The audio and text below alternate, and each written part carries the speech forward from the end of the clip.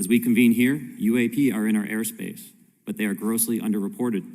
These sightings are not rare or isolated, they are routine. We don't know where they come from, who made them, or how they operate.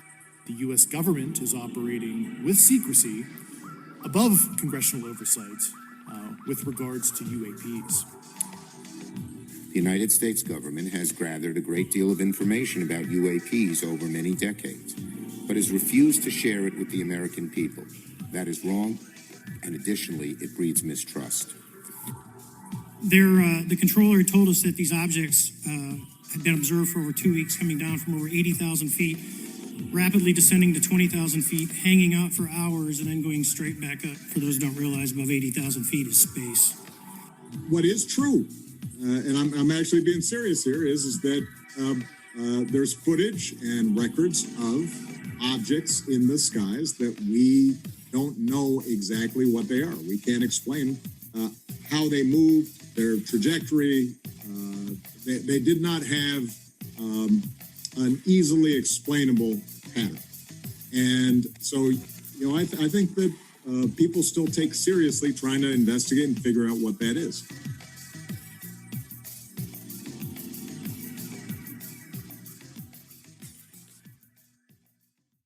Hi, welcome to UFO Focus. My name is Isaiah. I'm a working journalist, have been for about 15 years. I do not write about UFOs for my day job, but it's a topic I'm extremely interested in, and I'm really glad and excited to be able to explore this topic with you listeners. One thing I'd like to say up front is, while I'm still very much figuring out the format and content of this podcast, I am really interested in personal UFO, UAP sightings. So if you have seen a UFO or think you might have and want to talk about it, please drop me a line. You can email me at ufofocuspodcast@proton.me. Once again, that's ufofocuspodcast@proton.me. This is a new podcast, and I believe this is going to be my first episode. I spent some time hemming and hawing about whether I should start off with kind of an introduction episode, both to introduce myself to you listeners and to lay out what I hope to do with the podcast. But I also wanted to get to the substance as quickly as possible, and I've got a great guest today. So I thought perhaps better to jump into the deep end, or at least get into the pool, than spend a lot of time on introductions. I do, however, want to extend a special welcome to those of you who are new to the UFO UAP topic. The downside of jumping right into things is that might leave some of you feeling a little behind the curve, and that's understandable. The UFO topic is a big one, and there's a lot to catch up on. The best I can say for now is don't worry, we all start somewhere, and I'll try to provide at least enough context to give everyone listening some thoughts to chew on. With that, let's get started. So if you've been following pretty much anything at all in UFO land, and it's fine if you haven't, but if you have, you may have heard something about a recent report issued earlier this year by the government agency called Aero. That's for All Domain Anomaly Resolution Office. It is basically the government's UFO office. Now, I realize this report came out a couple of months ago, and if this is all old news to you, feel free to check out another episode. But I would like to make the argument that this report and the sloppy way it was put out are really kind of crucial pieces of information, evidence we might even say, in terms of looking at the UFO topic and how the government, or at least this office, Aero, is treating it. And I believe we can actually learn a lot, not just from what's in the report, but from what was pretty intentionally, it seems, left out of the report. I think there are a lot of clues here to understanding how the government is communicating about the topic of UAP or UFOs to the public. The report is titled Report on the Historical Record of U.S. Government Involvement with Unidentified Anomalous Phenomena, or UAP. It's 63 pages long, which is quite short, really, for a history of the government and UFOs going back to the 1940s, which this report purports to do. To cut to the chase here, the report has been roundly criticized, attacked, derided, and for good reason. I'm not going to go into all those reasons now. Anyone looking for a good breakdown of the report can check out any of a bunch of podcasts, including that of my guest, Micah Hanks, for a more in-depth analysis. For today's purposes, I'll just say that the report is sloppy. Some brief background here. The report's headline finding, which appears throughout the document, is the conclusion that Aero found no evidence of extraterrestrial visitation, off-world technologies, or a secret government program to hide such technologies. Unsurprisingly, if disappointingly, most of the major news outlets that covered this report ran with some version of the same headline. No ET report finds, or that kind of thing. And in defense of those news outlets, it's an accurate headline. I don't think you can blame news organizations for reporting out what the report itself seems to identify as its main conclusion. The problem here is the difference between what we might call kind of straight news reporting and what we might call investigative reporting. And there's a lot more of the former than the latter in general, especially nowadays with newsrooms in decline. Rather than simply report out the headline basically handed to the media, investigative reporters might have dug deeper, asked questions that arise from the report, questions like, what about the many incidents you still can't explain? Have you ruled out extraterrestrial origins? What constitutes evidence? How hard did you look? Why weren't some of the most compelling cases in recent memory included in the report? And if these things aren't ET, what are they? One thing that seems pretty apparent to me, at least, is that this document has now former Aero director, Dr. Sean Kirkpatrick's, hands all over it. That's hardly surprising. He oversaw the writing of the report, but I think there's more to it than that. Kirkpatrick, as many of you will already know, has been, I would say, aggressively dismissive of the ET hypothesis and the idea that any UAP represent non-human intelligence. He's also been aggressively dismissive of, or outright hostile to, the claims made by former intelligence officer turned whistleblower David Grush, who claims he came across evidence of a secret government program hiding knowledge that some UAP are, in fact, of otherworldly origins. The Aero report seems to be clearly aimed at debunking Grush's claims in particular, essentially elevating this one set of claims as standing in for any claims or suggestions that some UAP might represent non-human intelligence, a phrase the report, by the way, does not use, despite the fact that it's become the preferred term in government circles for otherworldly phenomena. In other words, Kirkpatrick seems to be saying, we didn't find any evidence to support Grush's assertions. Therefore, no evidence exists to support the idea generally that some UAP are non-human, which is, of course, illogical. One glaring omission in this historical report is of any information about the 2004 case of the USS Nimitz, widely considered, including by me, to be perhaps the best, or let's say the most intriguing UFO case ever. I'm not going to tell the story of the Nimitz here, but it's an extraordinary case, and one of the two major cases that were covered by the New York Times in recent years, and that arguably led to the new heightened level of government interest in UAP we're seeing today. The Nimitz case involved incredible radar tracking of mysterious objects dropping from tens of thousands of feet to sea level and going back up almost instantaneously, all in the middle of a highly sensitive naval training area. The case involved eyewitness sightings by multiple pilots, as well as video footage of a tic-tac-shaped UFO performing incredible maneuvers. The case has never been explained, not by Aero, not by the Navy, not by anyone. That doesn't mean it's ET, but the omission of this case from the Aero report, even if just as an example of the many cases that remain unsolved according to Aero's own reports, is telling. It suggests that the report, rather than simply presenting the unknowns as just that, is trying to downplay the idea that unknowns exist at all, even though we know for a fact, again from Aero's own reports, that they do. Zooming out, the report dispenses with 9 decades of UFO sightings in just a few pages, really, in 2 ways. One, it cites previous well-known government inquiries into UFOs, treating their conclusions, including no evidence of ET, as gospel, even though those inquiries were deeply flawed by many accounts and have been contradicted in recent years by the government, which now asserts that UAP do pose safety and security threats, where previous reports denied or downplayed such conclusions.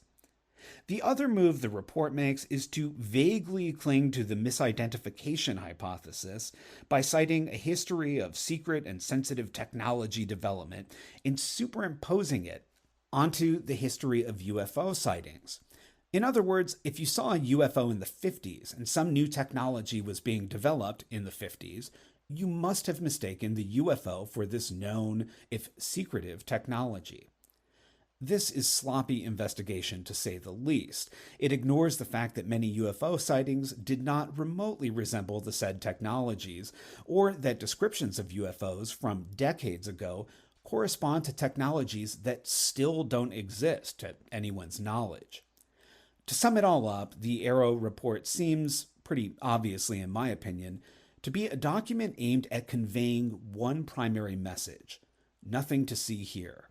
Some in the UFO community have concluded that Aero, or at least its director, former director Dr. Sean Kirkpatrick, are acting as enablers and keepers of a government conspiracy to keep the truth out of the public's hands. While I don't rule that out, I do not myself reach such a conclusion.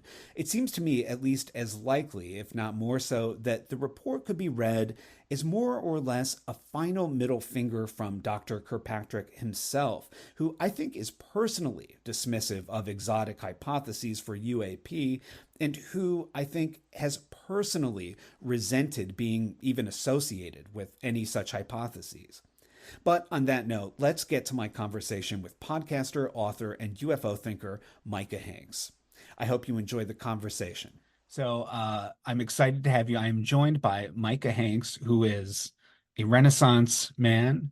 Micah is an author, a podcaster, a co-founder and author at The Debrief, which, for those who don't know, broke the David Grush story.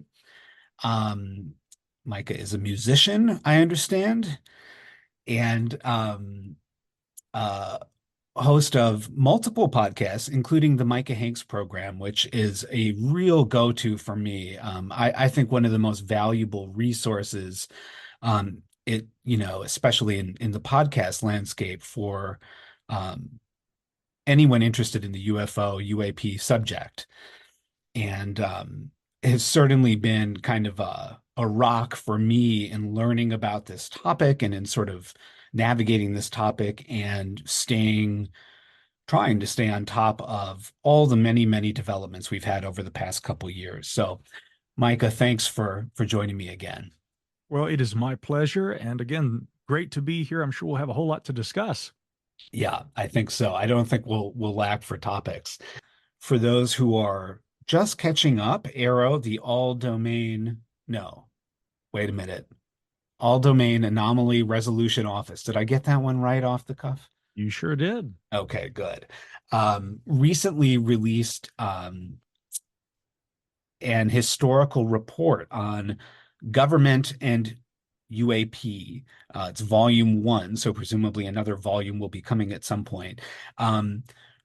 What I don't want to do, I don't think that it would be a good use of our time to sort of go over the many ways that this report was lacking. I think we can probably stipulate to that. But for those who want to know the many ways, I would certainly advise going back and listening to Micah's podcast. Micah has tackled many of the deficits of this report. Micah, do you want to add anything to that characterization? Well, certainly I can begin by saying that I can sympathize to an extent with people who work, in traditional government jobs, people within the Department of Defense. They get into that profession and their intent is to try and protect the nation and to protect the American way of life. They're concerned about what foreign adversaries are doing. And with all of the momentum we have seen in recent years behind the UAP discussion, especially since 2017, which again, I think is a very important issue. Naturally, you and I both do. That's why we're having this conversation. A lot of people out there, they feel the same way.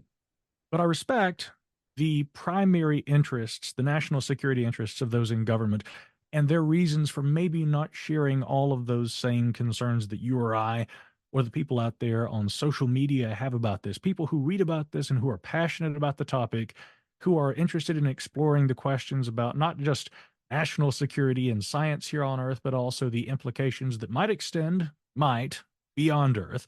Again, those are issues that we have yet to fully resolve. I think a lot of people have kind of made up their minds that UAP equals extraterrestrial, and some of them very well may.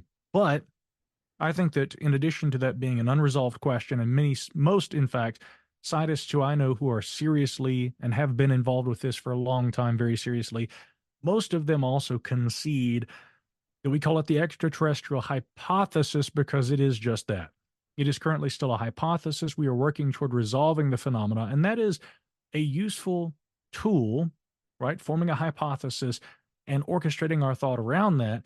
But we don't want to get ahead of ourselves and draw premature conclusions. Now, that all said, the folks at the DoD, they are probably as interested in those possibilities as at least the average person, but they have their job as well.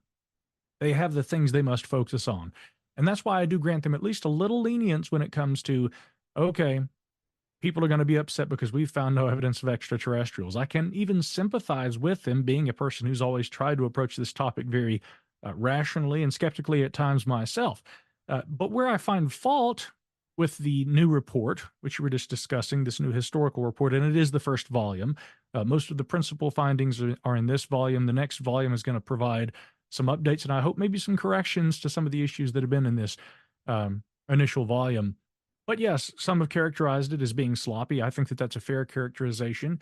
These individuals, obviously government employees whose job is not to go and read UFO books out of passion or interest that drives most of us. No, they are tasked with having to look into this topic, to dig into the National Archives, and to try and write a very condensed summary of something that Americans and people around the world have been grappling with now for decades. That is not an easy task. And so while I can sympathize with the amount of data that they were having to pour through in producing a report like this, and I'm looking at my copy here on my computer screen right now, there are still nonetheless issues with the report. There are factual issues with the report. If you want to, we can get into some of that, but there's plenty, of course, that we can discuss. So, I mean, those are my main contentions. On the one hand, I see why this was an extraordinary task, and it was problematic and maybe not enjoyable for those at Aero who had to undertake this. Really, they seem to want to study the UAP phenomenon. They want to try and use, multi-sensor detecting devices. They want to use, radar. They want to use, any number of different kind of visualization capabilities that the DoD has. They want to study these phenomena. They don't want to have to comb the National Archives and look at past studies. But nonetheless, if we're going to look at the past studies, we've got a lot that we have to try and get accurate. And again, there are some major issues with the report, which to me, unfortunately, did one thing. Final point here, the apparent lack of rigor in the report, unfortunately, to me, does undermine a lot of my faith in the investigations Aero is doing. So I guess I would just hope that they're going to be more well-equipped in terms of their sensory capabilities in terms of trying to resolve phenomena going forward than they have been in their historical analysis, because frankly, they could have done a much better job. Yeah. One of the things that I've been thinking about this report, as I've listened to other podcasts, including yours, and read through the report myself, and have just been sort of rolling it around in my mind. And it seems to me, I don't know if you feel this way, sometimes these documents emerge, like this report, at least in my opinion, where sort of on the surface they seem sort of disappointing, even boring might be the word. Um, and then the more one sort of thinks about the choices that were made, the more interesting the document becomes as sort of um, trying to dissect kind of what decisions were made behind this report, what kind of thinking went into it. And it's something I've been thinking a lot about the past few days. Like one of the one of the sort of questions that stands out to me is that it seems very clear from this report, the way that it's written, that it is overwhelmingly focused on this question of whether UFO, UAP represent fill in the blank here, but we could say extraterrestrial technology, we could say off-world technology. What are your thoughts about the way the report was framed in that way? It seems very evident that there are two factors going on right there. Now, one, there is tremendous public interest in this extraterrestrial hypothesis that we were discussing earlier. And again, I maintain that that certainly could be an explanation for at least what I would imagine to be a pretty small number of, what we would call UAP. And I don't look at this in terms of, well, I don't care about all that stuff. Just show me the really strange ones, show me the ones that might be aliens. No, I do, kind of like you're discussing there, Isaiah. I try to more broadly look at this phenomena and understand the natural UAP, the things that our government may have, that at least to the untrained eye or maybe to the observer who is not read into special access programs and who doesn't recognize this technology, if technology be what they see, they may call that UAP as well. And then, of course, there are those extraordinary possibilities too about non-human intelligence. I think that, though, the fact that the public seems to zero in on that one seems to be the reason why both Aero and proportionally the mainstream media especially have zeroed in on that as being the message they've tried to convey. We found no evidence of extraterrestrial technologies. And it's not only just because of the general public interest in that, but also by extension, it is the whistleblower claims, which, primarily were made by David Grush. We broke that story at the debrief last June. News Nation also followed with some really good reporting. Reporter Ross Coulthart has done a lot of coverage of this topic and has really kind of remained a leading voice in terms of all this. But obviously, even though at that time when the official complaint with the Intelligence Community Inspector General was filed by David Grush, and we can discuss Mr. Grush a little more later, but again, a former DoD employee. He had worked with the National Geospatial Intelligence Agency, and essentially as a government employee, he had, and also in that capacity working as a liaison to the predecessor of Aero, the UAP task force. It had come to his knowledge that there were these discussions about, within government, a sort of program that had been involved in the retrieval of objects and wreckages and things along these lines, possibly foreign technology, and not just from another nation, but maybe from someplace off planet. He was very careful in how he worded that. He almost explicitly at the outset used the term non-human intelligence. Last summer, during a congressional hearing in which he spoke under oath about this, he did at times refer to extraterrestrial. And a lot of people made a big point about that. For my own point, or for my own part, I try not to read too much into it. We do need to be very, very careful about the terminology that's used, and we need to think about not only how we use it, but especially how people in government who write a report like this, how they use language. What does the language convey? How might the language construe or at times misconstrue certain things? And in the operational sense, is there an intent to misconstrue or to misrepresent certain terminology or facts through the use of certain terminology in an operative sense?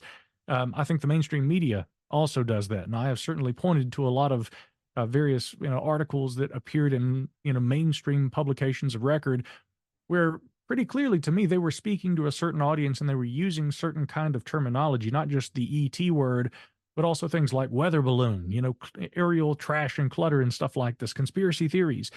The intentional use of that kind of language represents to different portions of the American readership different things, right? So in terms of the report itself, although I say that those things can be meaningful and we have to be watchful for those terms, I also at times think that both the media and also the government employees who author reports like this sometimes just take for granted that if we hear non-human intelligence, it's thereby implied that it's extraterrestrial. And I think that they sometimes get a little loose with the language. If anyone would dispute that, I would say, again, look at how loose they were with facts. It would not shock me at all if the Aero report, again, so wishy-washy at times on certain factual, points that they were trying to make and seemingly unaware of that. I sincerely doubt that they were any more aware of the language and the implications behind the language as read by those who have downloaded this report, what that would have entailed. So again, I don't think it's necessarily nefarious by intent. If anything, I would say it's more likely that the media would be engaging in that kind of what I would call operative use of language than the DoD employees who wrote this report. And I think that that's pretty meaningful in itself, because I think that the DoD, pretty evidently, and this is not a conspiracy, I mean, they went to 7 reporters with mostly legacy publications, and they gave them advance access to this because they depend on them to convey a certain kind of message to the public. So even more so than the DoD and the All-Domain Anomaly Resolution Office and the language they use in this case, I think they were relying on the media to use certain language. So when it comes to that question, why do we hear extraterrestrial if Grush was saying non-human intelligence? Why are we hearing about little men from Mars, flying saucers, and all these things from, terminology dating back to the 1950s? I would ask the reporters at the New York Times and maybe the Washington Post why they choose to use that language. That seems to mean more to me, even in this case, than the Aero report itself. Yeah, I think one could argue. One question that I had written down in thinking about this report was, I wrote down the question just for myself: who is the audience for this report? And I think it's kind of an interesting question. I think that the audience for this report was to a greater extent than other kinds of reports we've seen, was the media, and or that portion of the public that is engaged on this. But I think to a large extent the audience was the media, not necessarily the DoD or Congress. What do you think about that? Well, first, I think that's a really good question. And I know from our past correspondences, you got a background in journalism too. And I think that, when it comes to, trying to entertain the idea of, was a report simply a broad statement on something that we investigated, or is there a message? Listen, there's always a message. One of the best questions you can ask first is, okay, who is this message for? And it could be for more than one group. I mean, obviously they are trying to, maybe not appease. In fact, it's just the opposite of that. They're certainly not trying to appease an eager public who is expectant that there is some sort of grand dark conspiracy and that there are flying saucers, kept in hangars someplace. And for all you or I may know, there may actually be some. But I mean, obviously they aren't going to appease the public by saying, no, we don't have those. Now, I will say this: the language in the report could have been a little softer if they had been trying to maybe let the public down easily, and they do say at times, for instance, that we're not trying to attack anybody's particular set of beliefs or anything like that. We are simply trying to construe, the facts as we determine them to be based on our investigation. So my number one takeaway would be that I think that the readership that is intended is probably those within government, first and foremost. Obviously, this was a report that was authored at the direction of Congress, and it was written for, members of the intelligence committees. The unclassified version of this report, I believe, was only provided to the members of those committees. If I remember correctly, speaking shortly after the historical report was published, the former director of Aero, Dr. Sean Kirkpatrick, said that the unclassified version was only provided to those who were members of the committees who were able to actually view this. So, I mean, not just anybody in government can have access to the classified version. Everybody else presumably would have access to the same one you and I see. So I think that naturally the report's going to be for them. And if it takes at times what sounds like a dismissive tone toward ET, hypotheses and things like that, with relation to UAP, I think that is because they are trying to convey that to those members of Congress primarily. But I also think that it is written with, if not the readership in mind in the mainstream media, it is with the intent, certainly, to construe to the media You can write about this as, you would expect to write about this. No evidence of aliens, right? That's the message they expect the media is going to take away. Clearly, that was the message that the media focused on, with a couple of rare exceptions. This might be worth talking about too.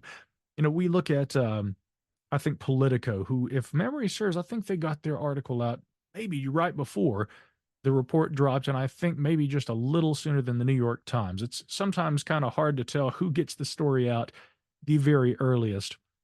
And I was sitting there knowing that the report was about to drop, found the Politico article first. And then shortly thereafter, the article at the New York Times came up. Washington Post, I think, was online right about the same time. And then the report was, almost immediately thereafter available at Aero's website. And I thought it was interesting that the Politico article focused on this Kona Blue program, which actually was not a program as it's, discussed in this new report. It was just a proposal by some of the former employees who had worked with that Defense Intelligence Agency program, the Advanced Aerospace Weapons Systems Application Program. They had hoped to essentially program a version of it, and they pitched this to the State Department, and it was never accepted. So it was never actually a program, but apparently it was discussed enough within government that people who had gone, the interviewees, there were about 30 of those who were interviewed by Aero for this report. Apparently, enough of those interviewees knew about this program that they had gone to Dr. Kirkpatrick and the team that he assembled. They essentially wanted to know, or rather they were saying during the interviews that they thought that this program was where the bodies were kept, so to speak. This is the program that is involved with the collection of this material and any biologics, that might be associated with that. Now, Aero said they didn't find that out. If anything, this was merely a proposal. The program never got off the ground and therefore certainly could not have actually acquired any kind of, NHI craft or bodies. So I thought it was interesting that Politico focused on that aspect of it. Very few focused on the ongoing efforts to resolve UAP by Aero, and specifically a new technology suite that's been developed, apparently called Gremlin, that the acting director of Aero, Tim Phillips, discussed with the reporters. And again, all of them had access to this information. That much was made apparent in a transcript that was released late on Saturday night after, or the same week that the report dropped. Only one reporter actually emphasized the importance of this new technology that Aero will be using to collect data in real time, presumably about UAP. And that was Brandy Vincent, writing for Defense Scoop. She was one of those 7 reporters who was invited to that press briefing. And again, she does a good job. She really does. I think she always has when it comes to this topic. She's certainly more fair and objective in the way that she reports on it than the mainstream does. But again, with those 2 exceptions, essentially everybody else's story was no evidence of extraterrestrials. So again, this comes back down to, if the report had any particular audience in mind, apart from those who requested it, at the outset, members of Congress, it certainly was the media, and the intention seemed to be to convey to the media what the media, I think, had already expected that they would be writing about. We didn't find any evidence of this. And one final point about this too, you look back in history at stories about U.S. presidents who died, and there were headlines printed up in the expectation that a big announcement about the president might be coming down the pike, and it doesn't.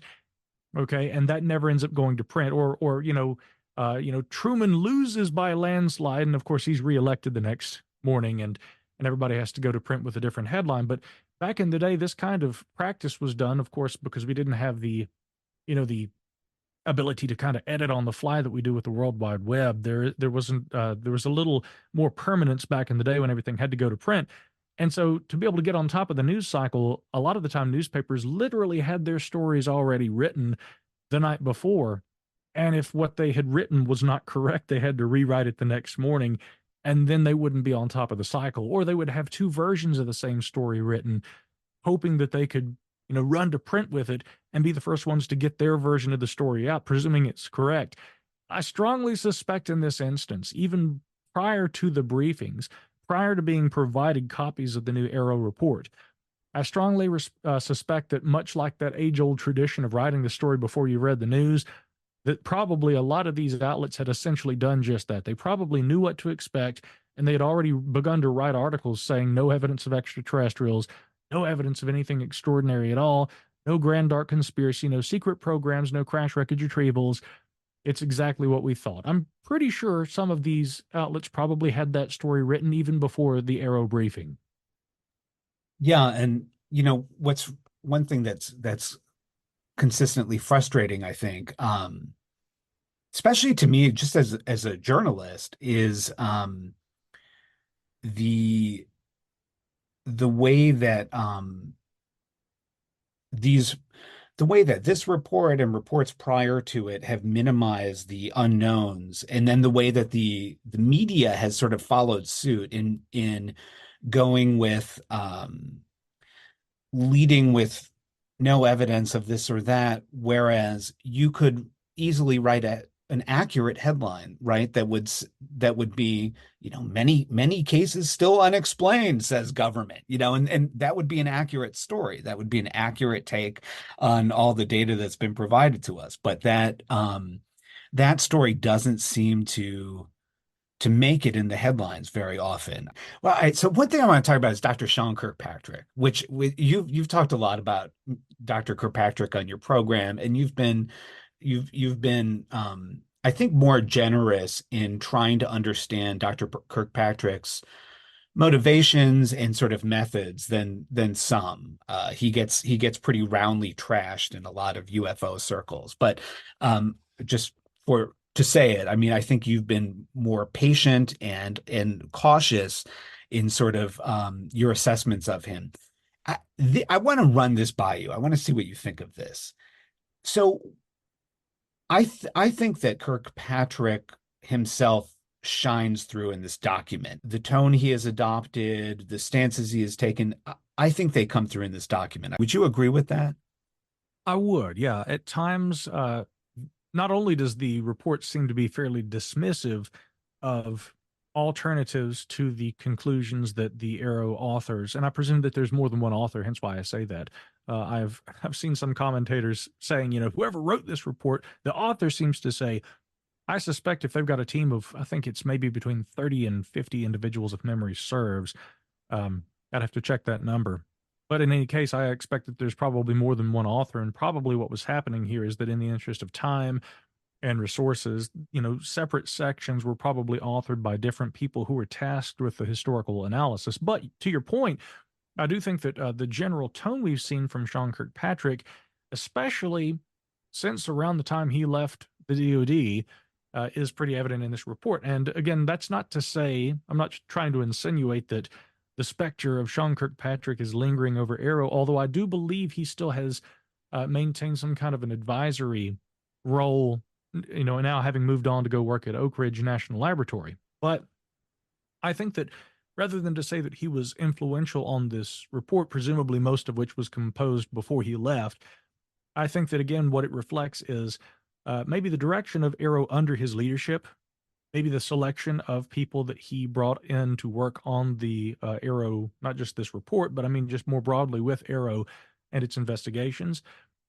I have certainly heard from some in the intelligence community who I have spoken with who have worked with Sean Kirkpatrick in the past that they had had experiences with him in the past completely unrelated to anything involving UAP, where on a personal level, but more primarily in the workplace, they felt, and again, this is just what was conveyed to me. If anything, my early read on him and his public appearances might have been a little different, but as was conveyed to me by some of these people, Sean seems to be pretty impatient, pretty dismissive. He does not seem to be very open to ideas. Another sentiment that was conveyed to me was that he was often out of his office and that sometimes Aero staff members felt almost as though there was a kind of void in terms of leadership or direction because Kirkpatrick was often traveling and he was, out of the office for various other reasons. Now, that may all be true or may just be the perspectives of those who kind of conveyed this information to me.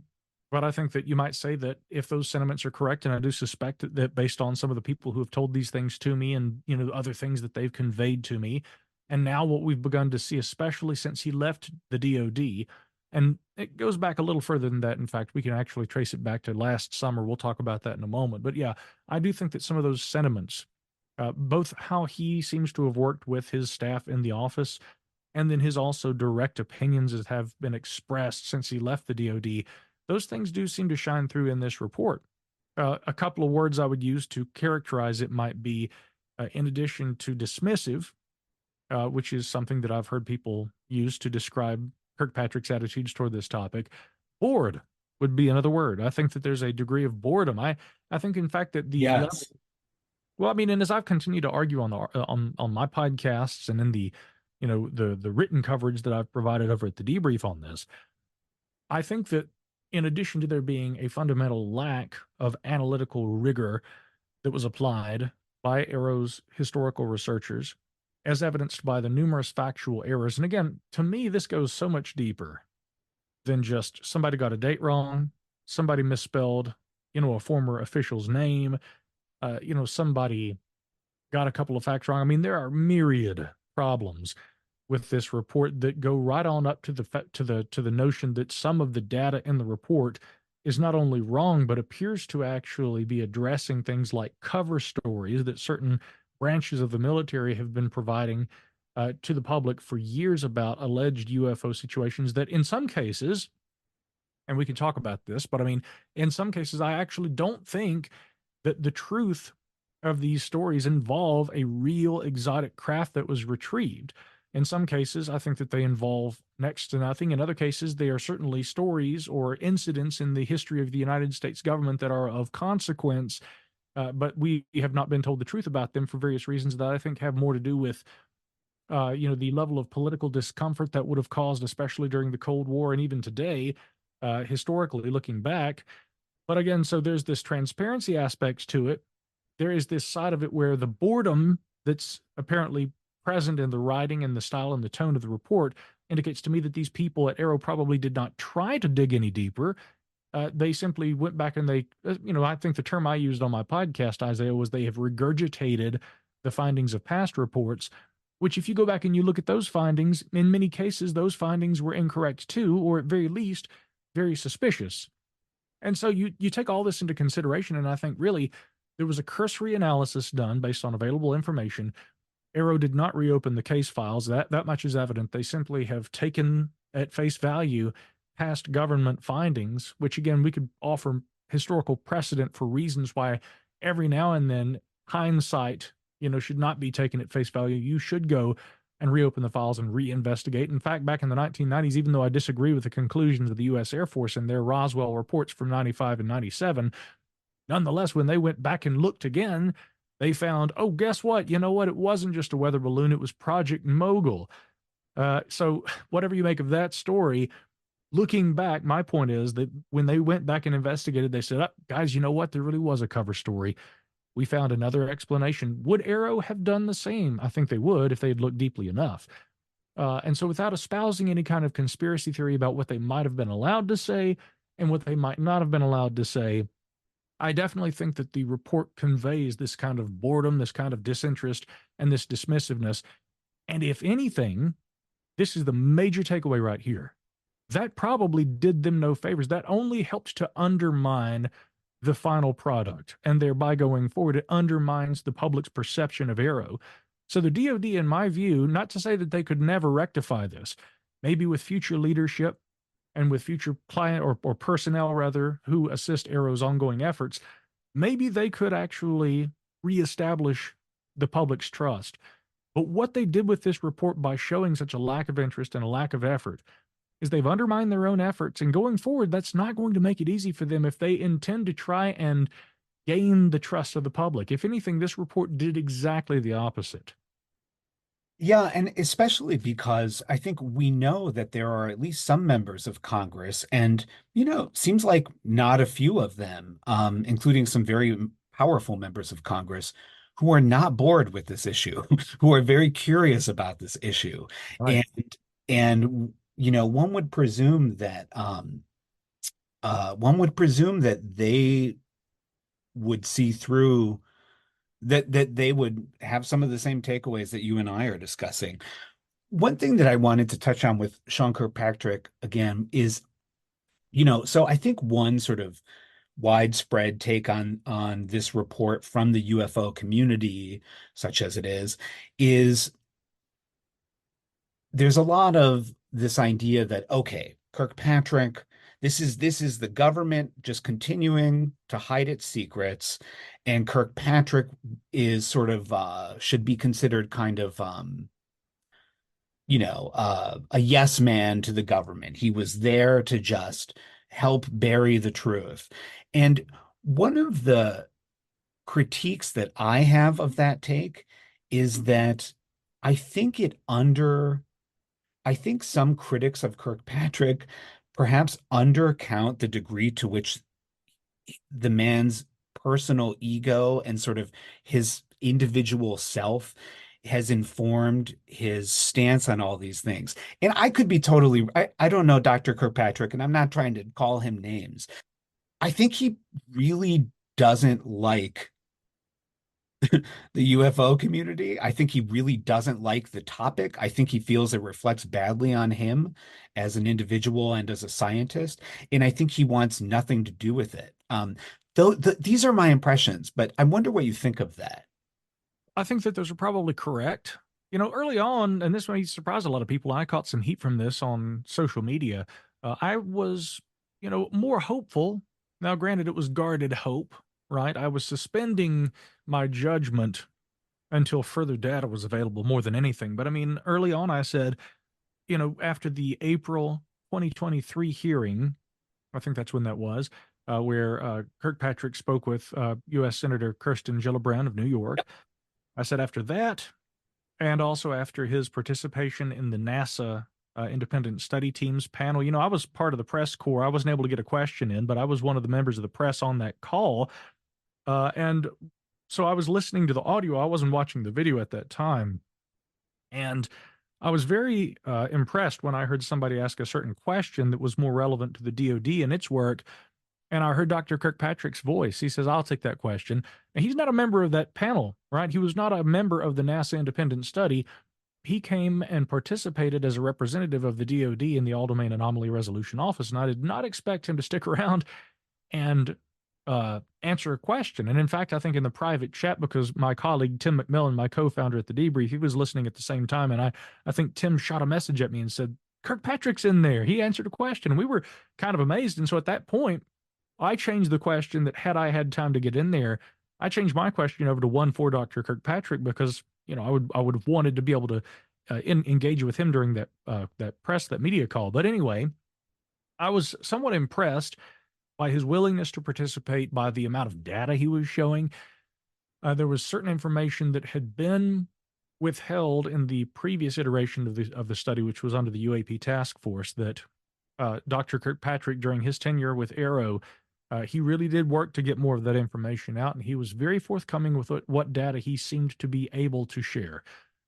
And some of that original data, if you recall, I think the first time we saw one of these screen grabs that showed like all these different breakdowns, there was a heat map that showed where sightings occurred. There was an altitude kind of range where most UAP sightings are encountered.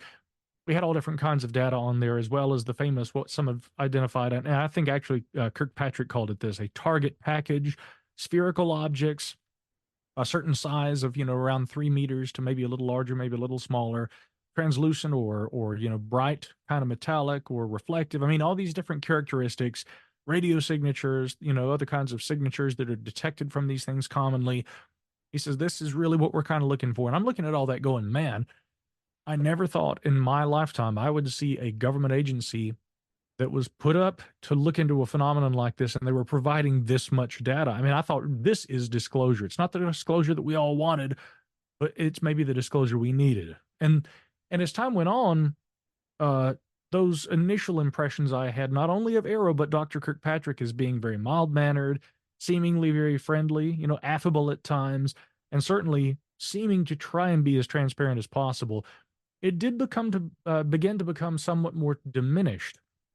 I'd mentioned earlier that this went back to last summer. It didn't start after he left the DoD, and really where for me that began, Isaiah, it was when we had the congressional hearing last July, and the following day on his personal LinkedIn account, and right around the time that he took the position with Aero, I had reached out via LinkedIn and made a connection with Dr. Kirkpatrick. It was very, I literally sent him a request on LinkedIn, and he accepted that. And I did that, of course, as a journalist, hoping that if in the future I needed to try and communicate with him, I might be able to use that channel.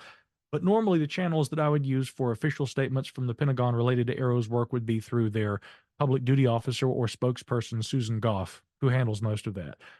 That all said, I was connected with him and I was able to see on his LinkedIn page, and it was yet again brought to my attention by one of my colleagues, Tim McMillan, because we're all, usually watching all this stuff. These days, I'm actually writing the most about that for my publication. I tend to follow it the most, but we all keep an eye on it, right? It's a team effort. We're all constantly observing this stuff and sometimes, working together behind the scenes on things. So Tim said, have you seen this? And sure enough, he puts up this, one page kind of rebuttal to what he had heard the whistleblowers, David Grush being one of them, who spoke under oath before, members of Congress for this committee session. And, some had said, this almost looks like it, could potentially violate, I believe, what's called the Hatch Act. In other words, making dismissive statements about the credibility or other things about witnesses. There were a lot of people that took issues with that. Yet again, I reached out to the official DOD spokespeople, asked them about that. A statement was provided where they said his personal statements are his own, and we're not going to comment on what he put up on his, personal social media channel.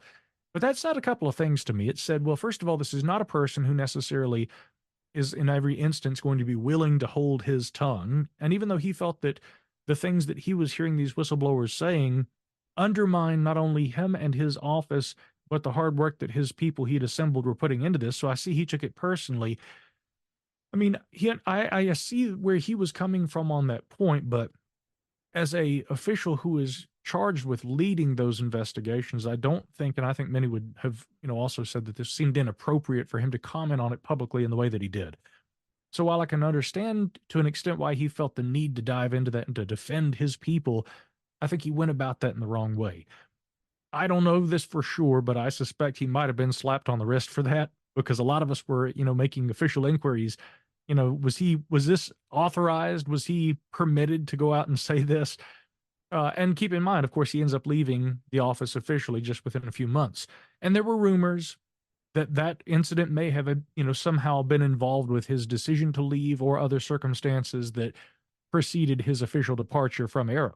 But in any case, we have seen more of the same kind of thing since he left. Because after he left the department, and this was also very curious to me, here we have Kirkpatrick in a series of op-eds and also appearances on podcasts. He's coming out in advance of the release of this report, and if really by all indications, he had seemingly done this sort of about face. He's no longer the affable scientist who's trying to be, friendly and approachable about possibilities while being firm in his position about what Aero has and has not found.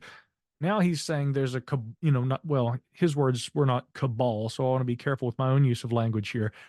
But he's saying there was a group within government, and that he did use this term in the original Scientific American piece he wrote, they inappropriately used U.S. taxpayer money essentially as part of a DIA program. He charged that these individuals had been working in government for decades and that they had often been the sources for each other's various claims that seemed to support the basis of the whistleblower claims that came to light in 2023. And so he refers to this as a self-licking ice cream cone and says it's, a classic example of circular reporting. This guy said he heard this, who heard it from that person, who heard it from that person, and eventually it comes back around and it's just the same group of people telling each other the same stories over and over again. Now, I suspect that there is indeed a little more to all this with UAP and the government's relationship to it than that. But again, that shift in opinion and that attitude, it was disheartening for me being someone who, going back to my earlier statements there, initially looked at Sean and said, I do think we have finally a very objective scientist who's really going to look at this topic. To see him go, hard slant toward this, there's nothing to see here. And these people are all just conspiracy theorists, and you'll never be able to, hammer this idea home to them. He on many occasions has said there are double standards. I'm trying to be as open and transparent as I can, but those people are never going to be like this. You're never going to convince them. And it's turned into the same sort of us versus them thing that you find on social media. There's that expression we hear, we become the things that we hate. And Dr. Kirkpatrick had said, part of my reason for leaving Aero had to do with all of that vitriol that I encountered on social media.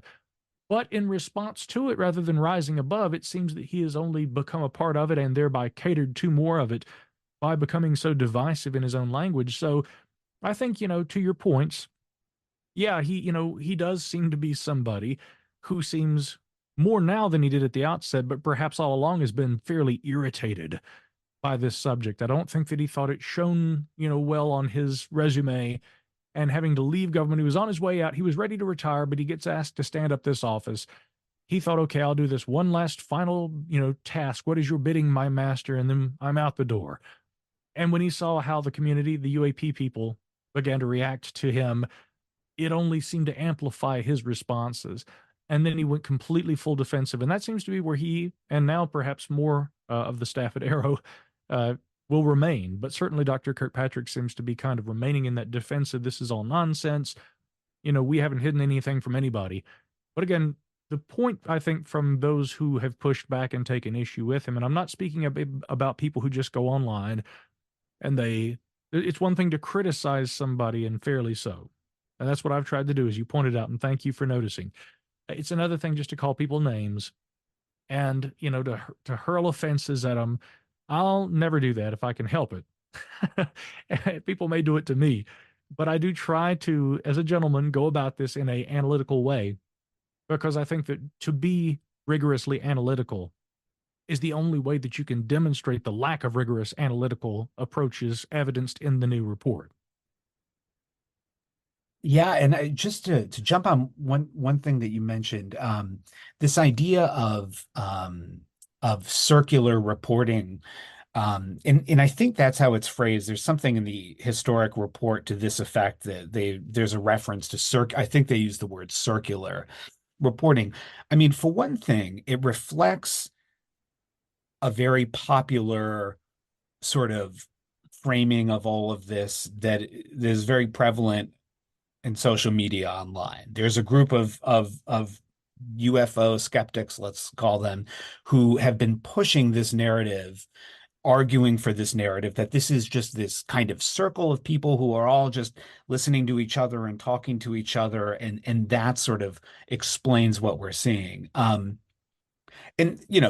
I think it's interesting that Kirkpatrick I think he jumped on that narrative. He effectively took a side. He wasn't above social media. He joined the fray in a sense and picked one side of it. Another thing that we don't have time to get into today, but that I think is interesting about the circular reporting narrative is that, in some ways it's a compelling narrative because there is a lot of circularity among some of the people who are most outspoken on the UFO topic. But when you start saying, well, where does the circle end?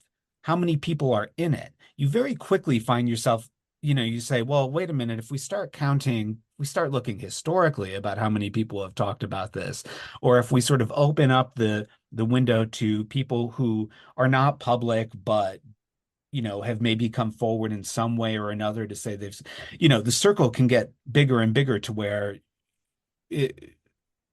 how big does the circle get before that's not a very convincing narrative anymore?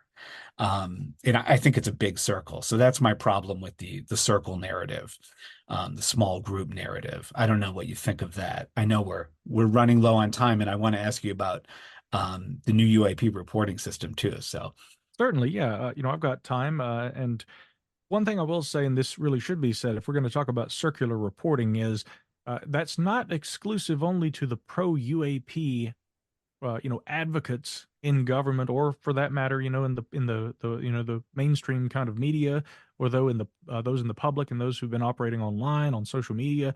It's not just the UAP proponents who are guilty of circular reporting. I mean, yeah. in fairness, let's look at the skeptical community, right? Where if they go online and they cite any alternative explanation for a classic UAP case, they immediately go to the, at times, very dubious explanations of one Philip J. Klass.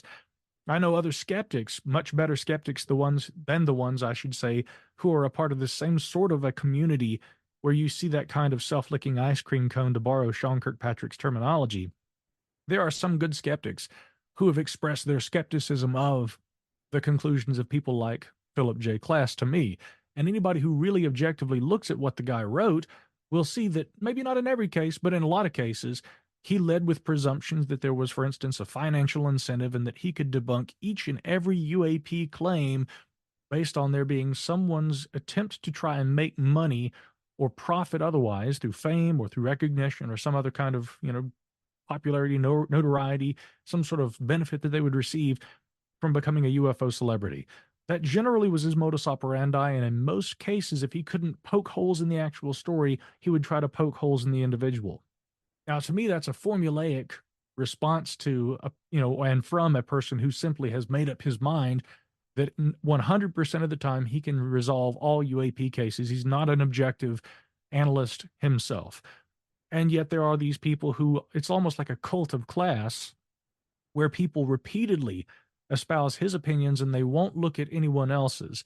So in the skeptic community, there's a similar kind of a thing. Another example I've seen recently is that with some of the analyses that Aero has put forward, they don't necessarily provide data in support of these things, but they will make assertions, right? Which to me are really little more than presumptions or conjectures until we see the data that they use to support those conclusions.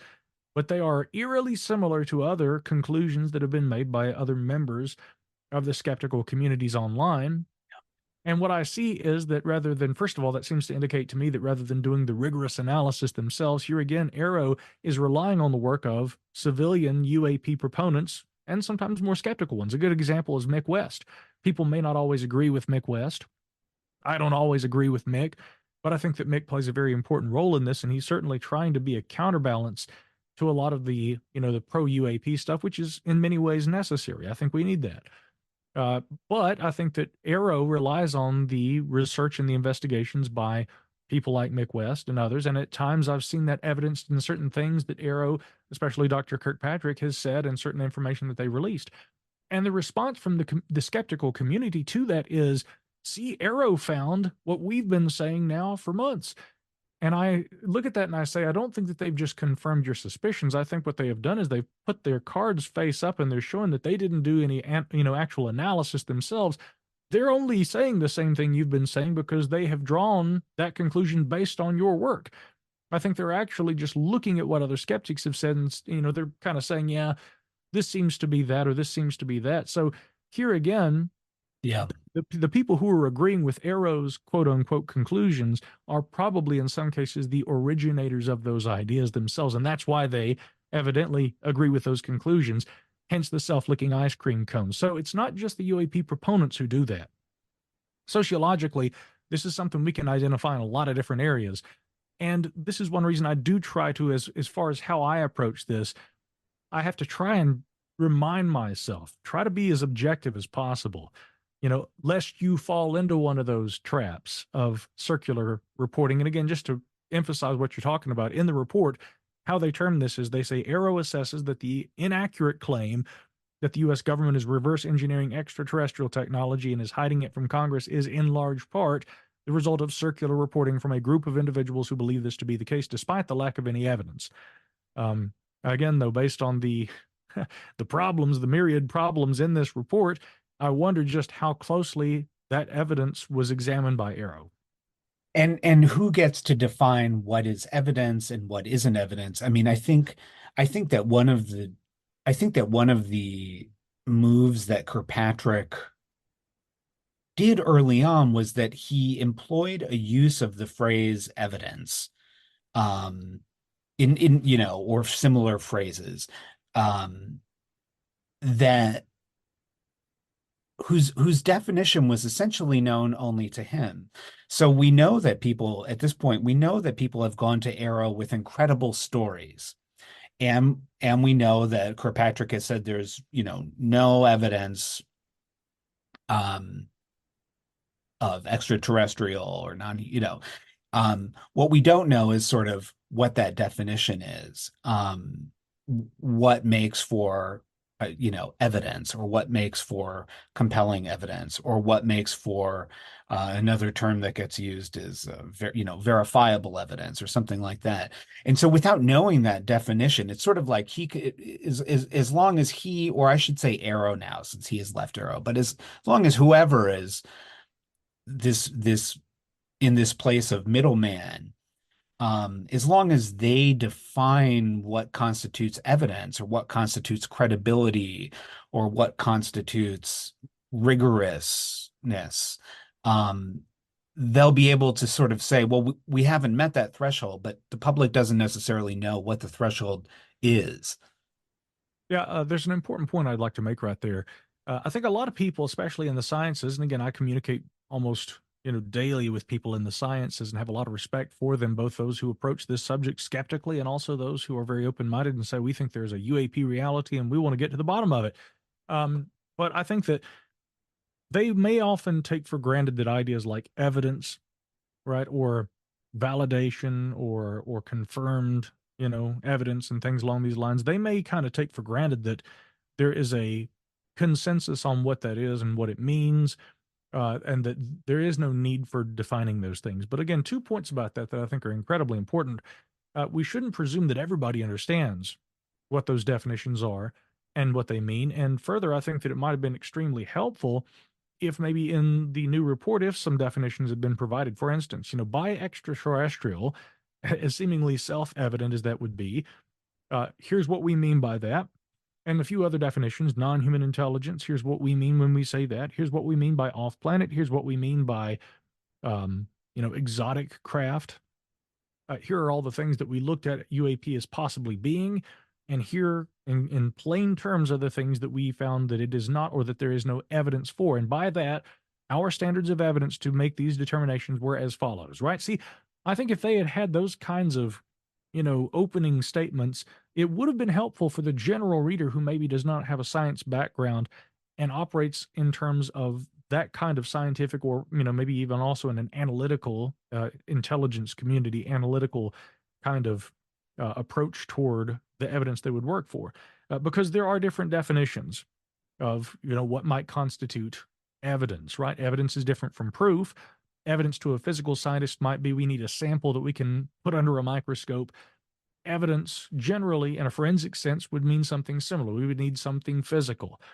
But to a sociologist, or honestly to a defense attorney, or a journalist, I mean, a statement sometimes, depending on the nature of the statement and whether the source can be vetted, sometimes that can be provided as a form of evidence, right? And so, I mean, there are some differing definitions. One final anecdote I'll just give you, because I'm also interested in biology, and here in Western North Carolina, where I live, I hear a lot of stories about things like cougars, right? But eastern cougars are supposed to be extinct, and really have been supposedly extinct for many decades. Now, sometimes there are still sightings that occur, and I've contacted various wildlife agencies about sightings of these animals and other animals and things like this, because we also, have supposedly instances where Western cougars maybe are capable of ranging, or the furthest extent of their range could be parts of the eastern United States. And so often something I've been told when I'm tracking these kinds of sightings is that there are no confirmed reports. And I was thinking to myself, and I often would push back and say, I can point to reports that people have made online. But then I began to understand that when they said confirmed reports, specifically what they mean is a sighting report that can be corroborated by footprints, that could be corroborated by DNA evidence that's retrieved from a kill site, that could be corroborated by a photograph from a game camera. And again, all of this predicated on the fact that we know what cougars are, and even if they aren't expected to be in this area, if we find evidence that can directly link one's physical presence to a sighting, then we have a confirmed report. And so it was very important to me to understand and to, again, to define what they meant, so I understood when they were saying we don't have any reports that we've confirmed, that's what they meant, not that nobody's seeing them. So we do need sometimes definitions, and I think a few more in the Aero report could have been helpful. Yeah, I think, you said evidence and proof are two different things, are not the same word. And I think that people on all sort of sides, all parts of the spectrum of this issue would do well, I think, sometimes to distinguish between evidence and proof, because there's all kinds of evidence. Evidence isn't proof. That you can have evidence of something that turns out not to be true. There was, it's in certainly in a court case that would be true. But let's talk about the UAP reporting system. What motivated you to want to take this on? So, yeah, I've launched this new UAP sightings reporting system. It's by no means the only collection effort because we've had for decades the Mutual UFO Network. I mean, really, I think that they kind of got underway as far back as 1969. But then in the 1970s, we had the earliest iteration of the National UFO Reporting Center, which was really just, I think, referred to at the time as the UFO Reporting Center. They began working kind of regionally based out of Seattle, and then they became a national operation. And with the advent of the World Wide Web, Robert Gribble handed it over to Peter Davenport. And now, of course, it's got a strong online presence and collects sightings not only from the nation, it's really the whole world that it collects sightings from. So, I mean, efforts like this have been underway for a long time. Why, I guess the question would be, do we need another reporting site? Because we've also, of course, had the recent launch of Enigma Labs, and, then there are other organizations. Another one that I'm a part of, in fact, the Scientific Coalition for UAP Studies. The scientists in that organization also collect reports and analyze those. So why would we need yet another UFO reporting site? To me, the thing that really was driving this was pretty simple. After I looked at the data that was beginning to come out in the early phases of Aero's investigations, and furthermore, as the NASA independent study team conducted its evaluation, they didn't really look at any UFO reports. Now, I have to say that although I've expressed some concerns about Aero, one thing I cannot criticize them for is not doing investigations. Now, I'd like to have access naturally to more of the data that they've collected. That's, of course, a national security concern. I can't have access to all that. And so to an extent, I have to take them for their word. But I've certainly, from what they have released, the reports they've produced, they're obviously doing investigations. I'll at least credit them for that. I was pretty frustrated when NASA's independent study team, after, spending several months and putting together the best of the best, as far as scientists, and having $100,000, they did no actual analysis of UAP. They put together a short report and held a press conference where they made recommendations about the future of UAP study. So, I mean, for me, again, I wasn't looking at this saying, boy, come on, guys, where are the bodies? Show me the wreckage. No, I'm just saying I would really hope a team of scientists with the kind of time and resources that the independent study had. I mean, I would think that they could do more than what I saw. With all respect to those team members, because I know that many of them complained about, being harassed and things like this. But at one point in their report and during the press conference, they said, it might be good to have a website or to either build one or acquire one that already exists and, put that behind the UAP data collecting effort to try and encourage people, because essentially these days with smartphones, people often don't realize the extent to which you have a multi-sensory device in your pocket. You don't just have a camera. You have a device that's capable of doing a lot of different things, which includes, GPS. It includes, limited, perspective in the infrared, as well as just good old fashioned, taking, still images and video, and other things too, certain electromagnetic detection capabilities. We could go on. And there are apps that allow you to utilize these various functions of a smartphone. And so NASA had said, we should try to educate the public on how these multi-detectors that we all now carry in our pockets could be best employed in collecting information about UAP, latitude, longitude, date, time, all this kind of stuff.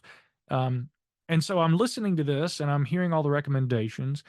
And then again, coincidental with that, there had been the launch of or roughly coincidental, and that largely thanks to the efforts of the Secretary of Defense. I'm sorry, she's the Assistant Secretary of Defense, or Deputy would be the term, but Kathleen Hicks, really kind of getting involved in making sure that Aero was staying on course and enhancing the speed at which it was getting set up. Once Aero finally got its website online, there was a PDF that also had, here are the kinds of things that would be most useful to collect about UAP. How does it make a witness feel? Were there payloads visible on the objects? Date, time, location, witness assessment of the phenomenon, these kinds of questions that I noticed are not things that are traditionally asked by UFO investigators. And with respect to UFO investigators, working outside usually of government and within that paradigm, you'll see questions like, did you experience missing time? Do you suspect you might have been abducted? These kinds of questions. Now, I'm not saying that any of that kind of data should be omitted. I am saying that if the complaint from NASA and also the DoD is that we need better data and more of it, and here's the kind of data that we would be looking for, I said, well, then we should have a civilian UAP sightings reporting system that collects data according to those kinds of criteria, not those that necessarily the UFO community alone would establish as the criteria, but also not at the exclusion of that kind of data. If anything, it should be a hybrid system that incorporates what Aero or NASA would say we should be looking for, along with the kinds of things that they would traditionally, DoD or NASA, exclude from a UFO report because they don't liaison with and learn from traditional UFO investigators. So I wanted to try and get the best kind of data that we could probably put together, compile that into a questionnaire, encourage people to provide things like date, time, and location, but also GPS data, information about animal disturbance, information about, any kind of signatures that might have been detected. If, for instance, it's a pilot, was this visible on radar? So you'll find at uapsightings.org, that's the URL. If you go and you look at the sightings reporting form, you'll see immediately that that's how this is set up. And that's why there's the number of questions that there are and the level of specificity about them. Now, I realize also, Isaiah, that, a critic might say, but, at the end of the day, you're still just getting testimony from eyewitnesses. These are just stories. And at the end of the day, that's still just anecdotal evidence. Although, and we've added a new feature there at the website now where you can actually, on the database page, the fourth item down, you can sort sightings through a number of different criteria like shape and region. And of course, I've geolocated all the sightings on a map there on the website too, so that people can simply go to the map function and see where the sightings are nearest to them. But now we can also search through media that's attached to these cases, because in some instances, people do send along photographs and even video where they've documented the phenomena that they have observed.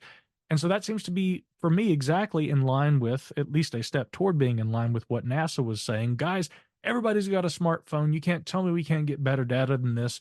Let's teach people how to collect that data and let's put them to work. Well, that's what we're doing. And so this is not with the intent that I hope that NASA or anybody's going to say, Mr. Hanks, we want to work with you. And in fact, if anything, I'm sure they'd look at the site after making all those recommendations and complaining about how little data there is and how we need more of it.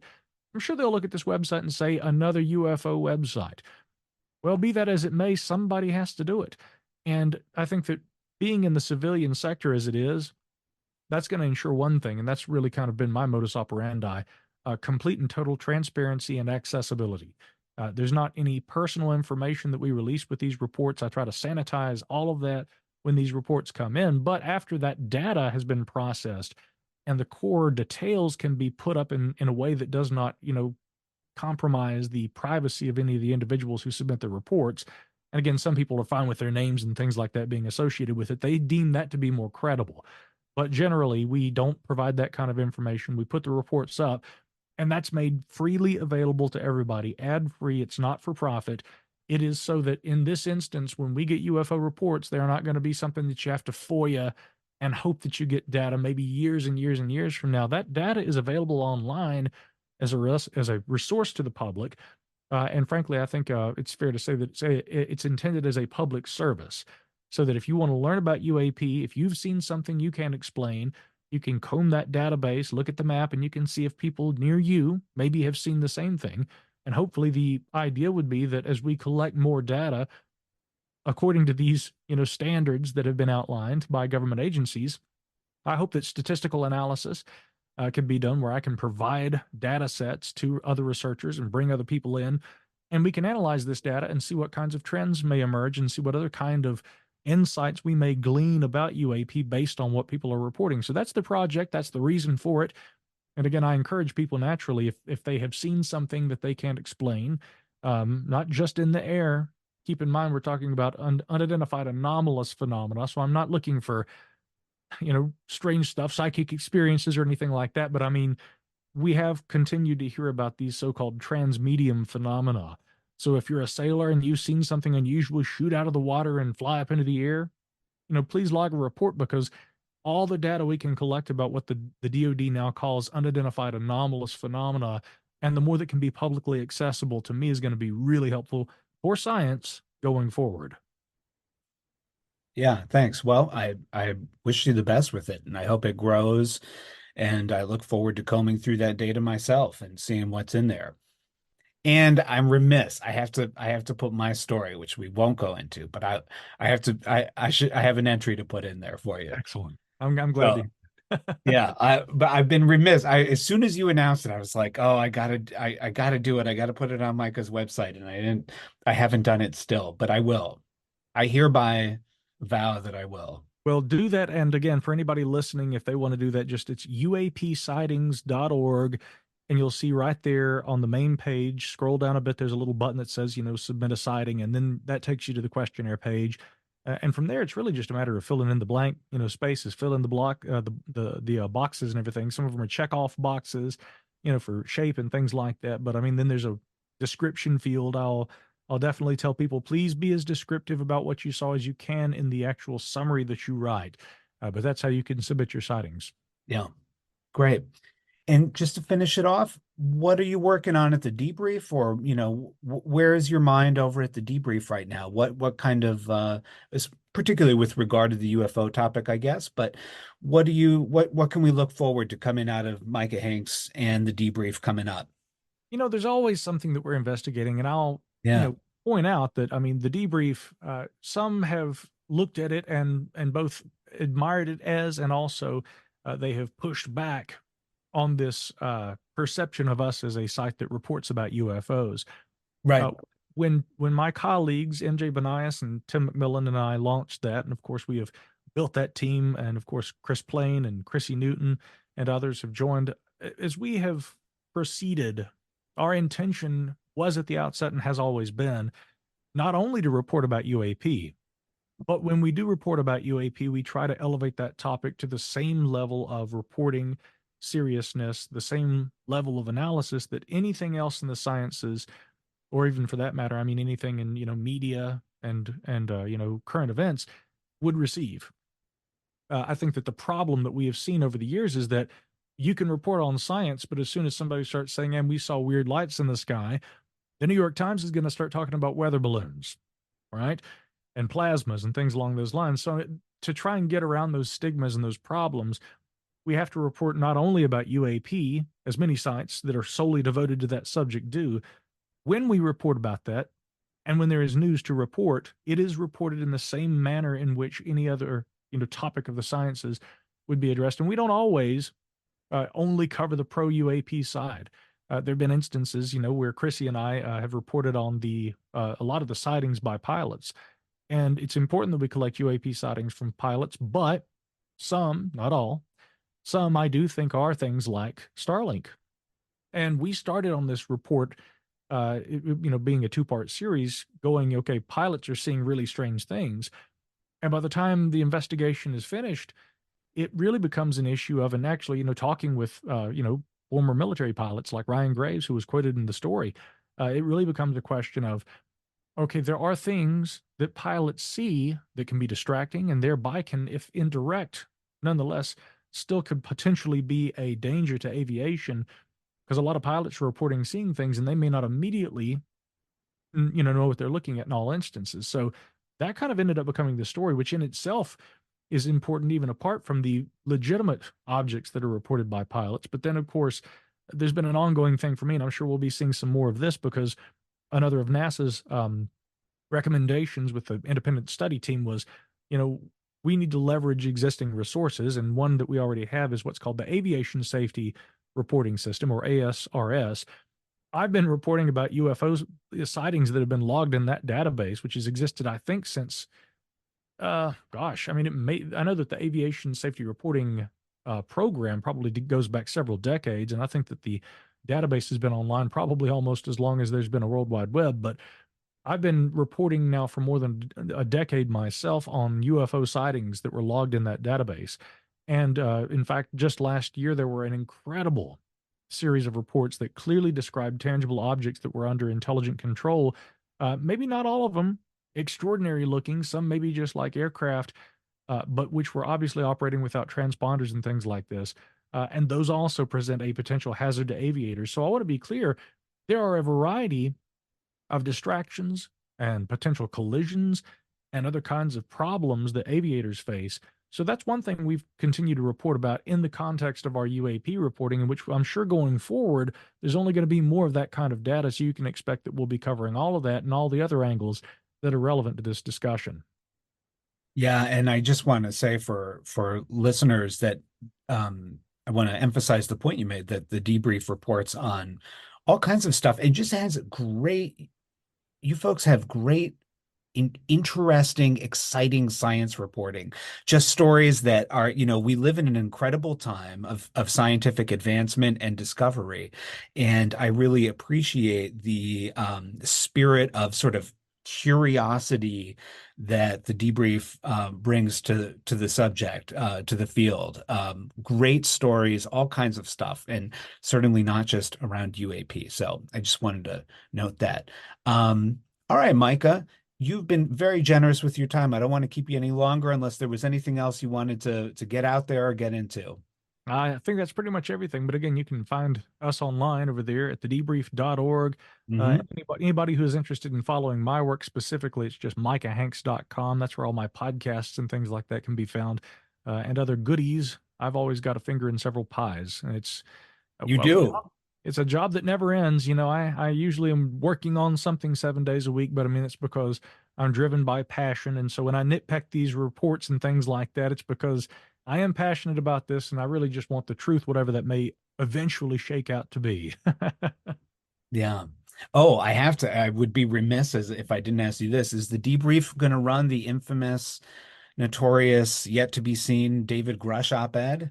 Well, I can neither confirm nor deny any rumors or speculation about that. Fair enough. If I did, I wouldn't be doing my job as a Yeah. reporter. Right. But I will say this. I am as intrigued by that forthcoming op-ed as many out there are, and I have no doubt that, especially with the publication of Aero's new report, that Mr. Grush will have many points that he will be addressing, and some very important ones, I think, in the ongoing narrative. Yeah, I'm looking forward to that too. All right, Micah, thank you again. It's been a real pleasure on my side and an honor to speak with you. And I look forward to talking again and to listening to more of your work and reading more of your work. Indeed. Let's do it again sometime. And that's it for this episode of UFO Focus. It's raining here. I don't know if you can hear that, but very pleasant. Thank you so much for listening. Please tune in again.